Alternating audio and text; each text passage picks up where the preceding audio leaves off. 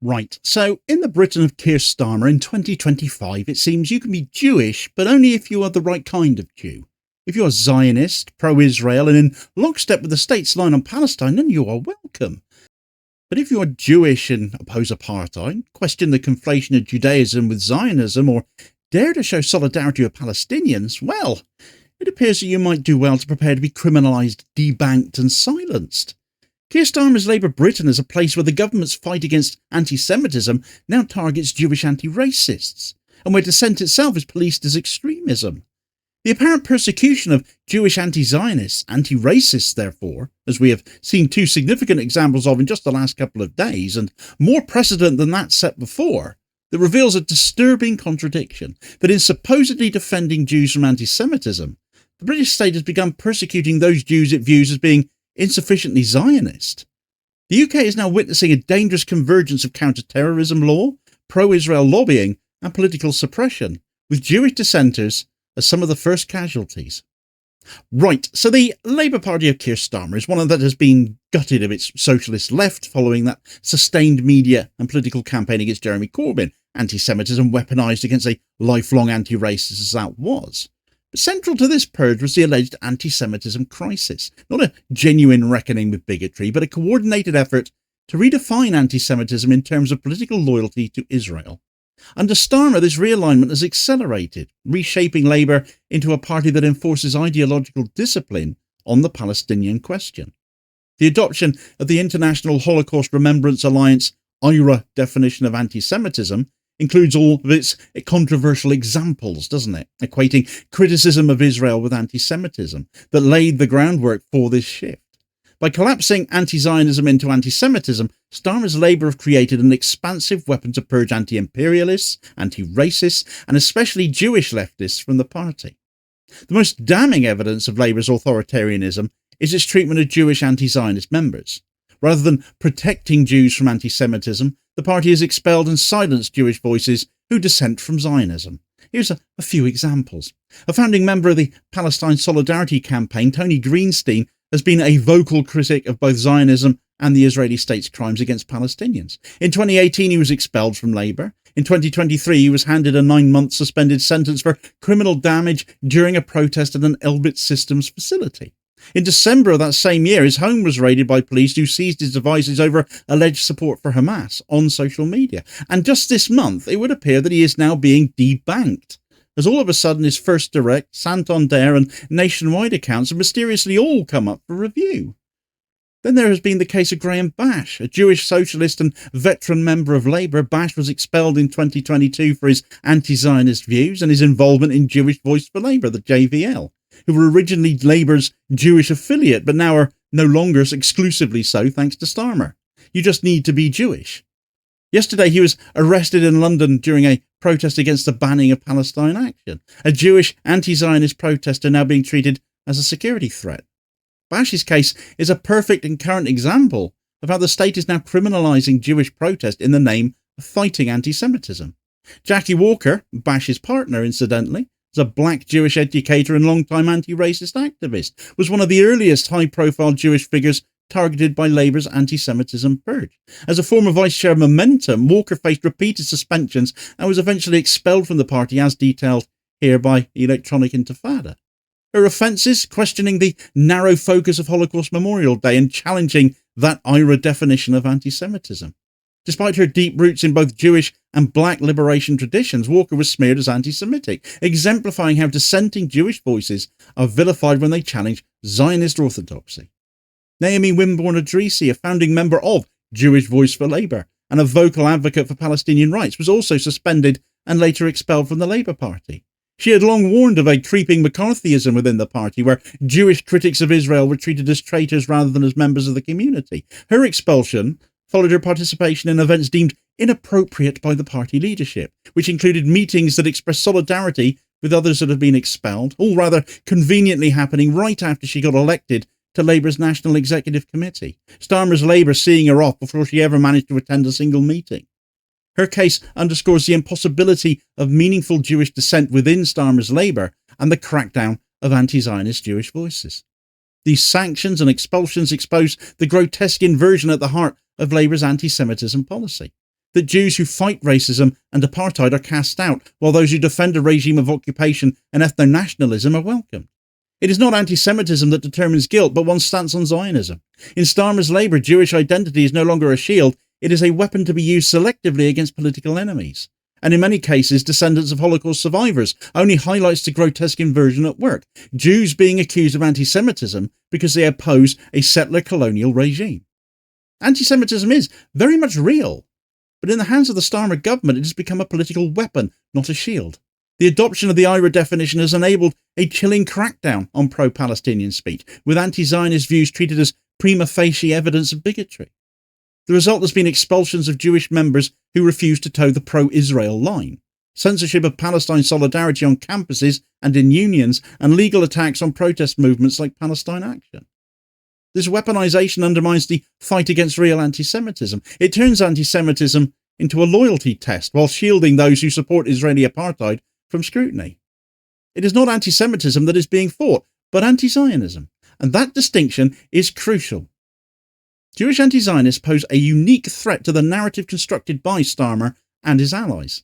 They prove that being Jewish does not necessitate support for Israel. They expose the lie that anti-Zionism equals anti-Semitism, and they carry the moral authority of Jewish traditions rooted in justice, diaspora, and resistance to racism. This makes them dangerous. Unlike genteel critics, they cannot be dismissed as bigots. Their presence dismantles this scaffolding of the pro-Israel consensus. That is why they are targeted with such intensity, not despite being Jewish, but because they are Jewish and refuse to be silent. The arrests of Greenstein and Bash must be understood in that context of a broader authoritarian crackdown. Last week, the UK government prescribed Palestine Action as a terrorist organisation. Founded to disrupt arms companies supplying Israel, the group used non-violent, direct action to expose complicity in war crimes. Its banning has made it illegal to express support for its aims, even symbolically. According to France 24, over 70 people were arrested at protests in London supporting Palestine Action yesterday, all detained under terrorism legislation for exercising their right to protest, because the object of their protest was a protest group now labelled as terrorists. Graham Bash being amongst them. Even his medication was apparently taken off him by the police. This escalation represents a clear violation of civil liberties. Section 12 of the Terrorism Act of 2000, under which these arrests were made, is being used not to target violent actors, but peaceful demonstrators.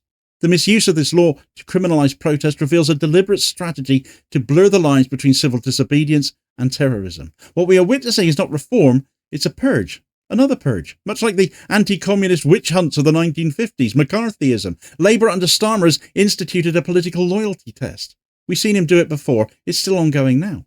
To remain in the party, or indeed to avoid arrest now as well, one must be silent on Palestine or overtly pro-Israel. That is the truth of these actions, is it not?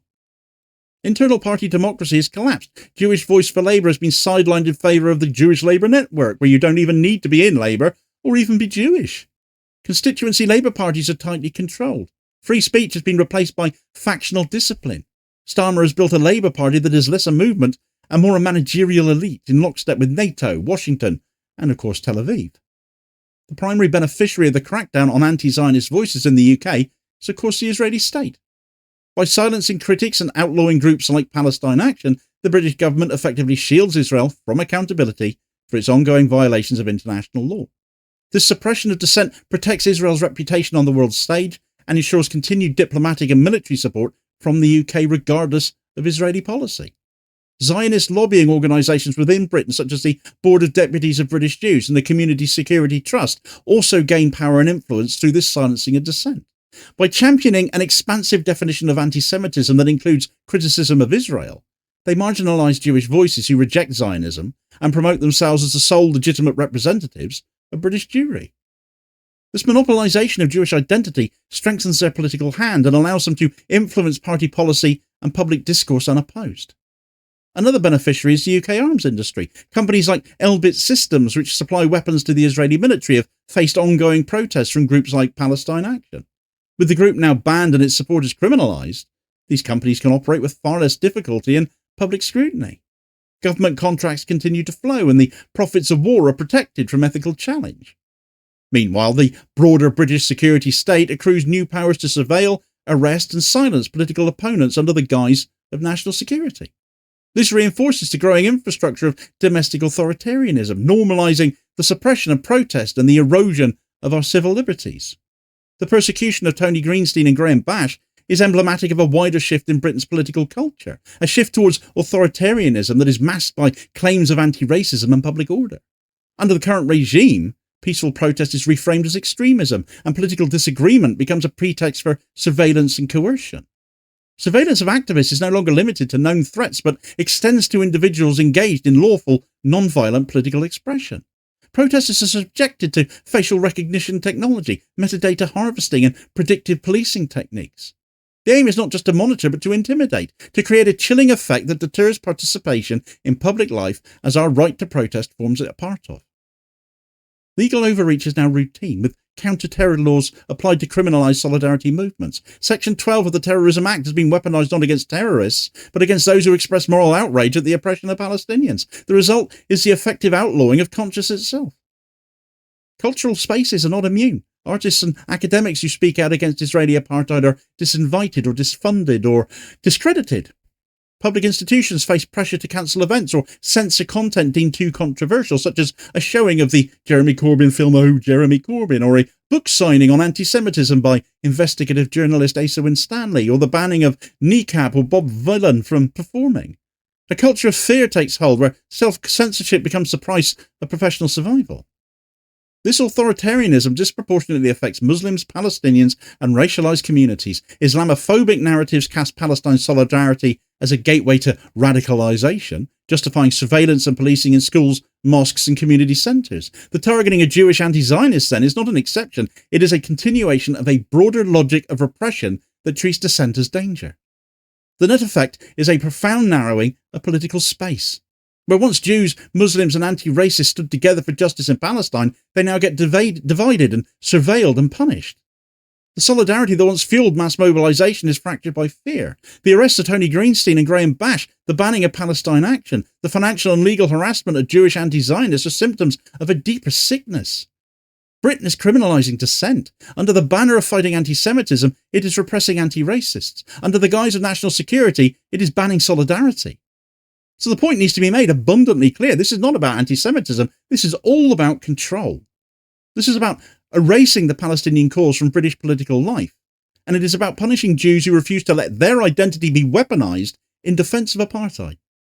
The struggle ahead is not just to defend Palestine, it's to defend democracy, speech, and the soul of Jewish tradition itself, one that is rooted not in nationalism, but in justice.